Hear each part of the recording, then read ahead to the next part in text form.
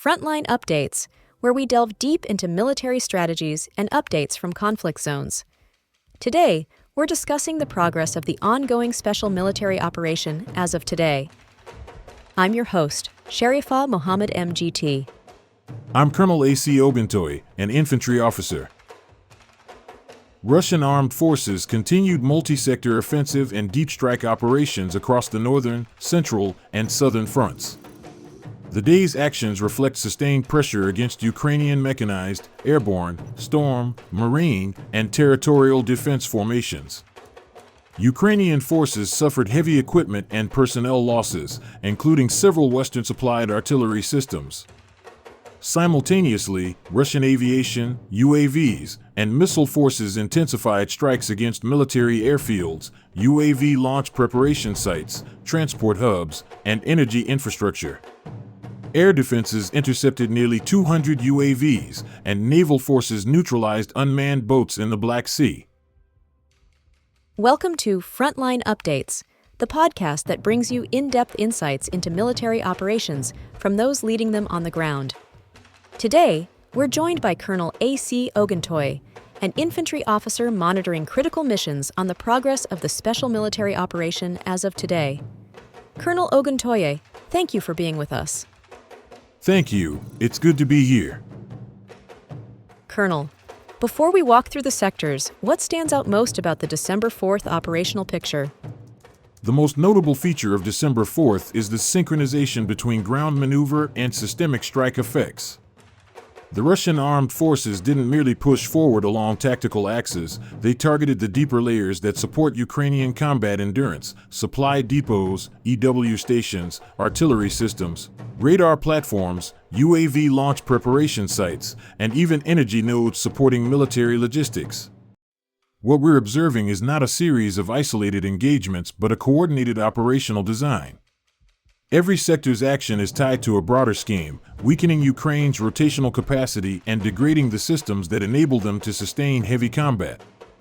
The destruction of multiple Western artillery systems, the Bogdana, Crab, and Paladin, signals a deliberate effort to erode Ukraine's precision fire backbone heading into winter. Let's begin in the north. What developments occurred across Sumy and Kharkiv? In the Sumy region, Russian North grouping forces targeted mechanized brigades and storm battalions around Alexivka and Varakino. These areas are part of the northern defensive lattice Ukraine relies on to protect approaches toward Kharkiv and Konotop. Striking here forces Ukraine to commit reserves to a region already stretched thin. On the Kharkiv axis, Ukrainian mechanized and motorized infantry brigades took losses near Vilcha, Staritsa, and Lyman. The destruction of a 155mm Bogdana artillery system and a radio-electronic warfare station is especially important. Both assets are central to counter-battery warfare and battlefield awareness.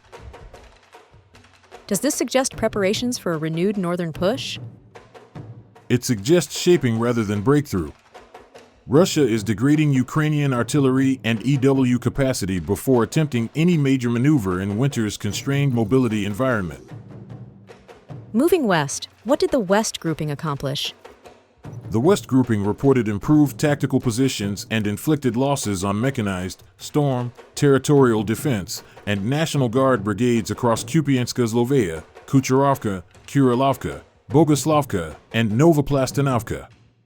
The destruction of a Polish-made Crab self-propelled gun and several Western armored vehicles weakens Ukraine's mobility and fire support in a region where they desperately need both. Striking 5 ammunition depots further reduces Ukraine's ability to sustain artillery duels. These depots often supply multiple brigades; losing several in a single day constricts firing rhythms.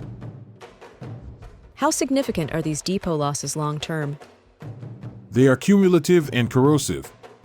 Sustained loss of depots forces Ukrainian units to operate with increasingly thin logistical buffers. What happened in the south? The South grouping reported securing more favorable positions while striking mechanized, airborne, mountain storm, marine, and territorial defense brigades near Seversk, Platono, Zakotno, Petrovsko, and Konstantinovka. These engagements directly pressure the defensive belt shielding Kramatorsk and Slaviansk, the linchpin of Ukraine's presence in northern Donetsk. The loss of an TPQ-50 counterbattery radar severely diminishes Ukrainian ability to detect and respond to Russian artillery, widening the firepower gap.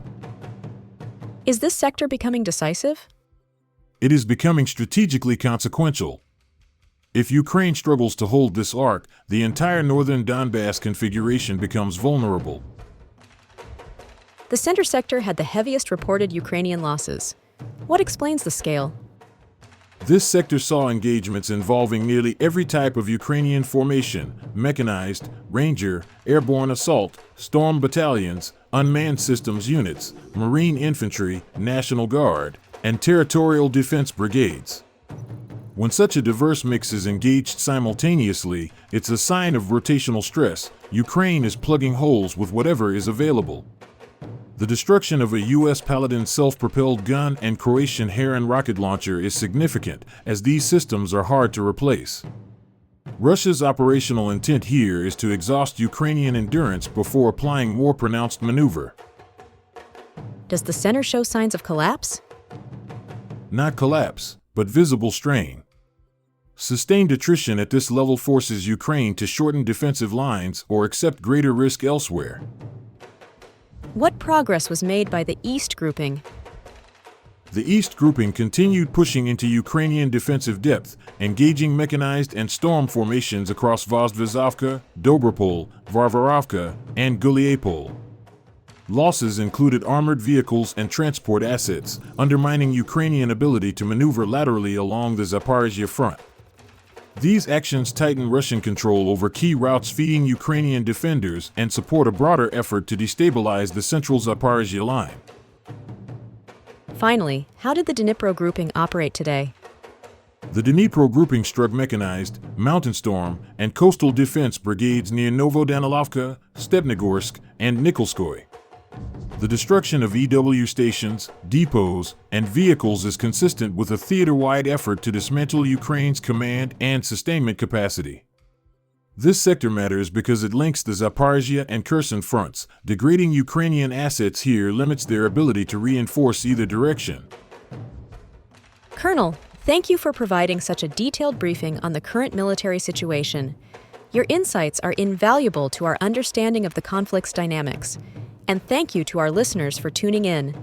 Join us next time as we continue to provide up-to-date coverage on global military affairs. Stay with us for more updates and expert analyses on global defense and security issues. Stay informed, stay secure. Thank you for the opportunity.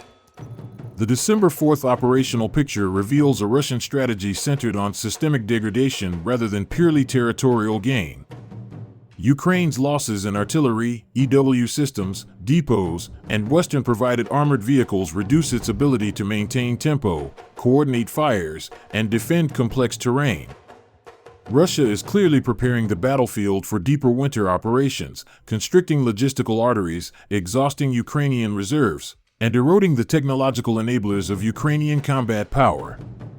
The cumulative effect positions Russia with increasing operational leverage heading into early 2026, while Ukraine faces diminishing options for rotation, sustainment, and counterattack. This has been Frontline Updates. Subscribe for daily military briefings and in-depth strategic analysis. Visit our platform for maps, transcripts, and exclusive Frontline updates from commanders in theater.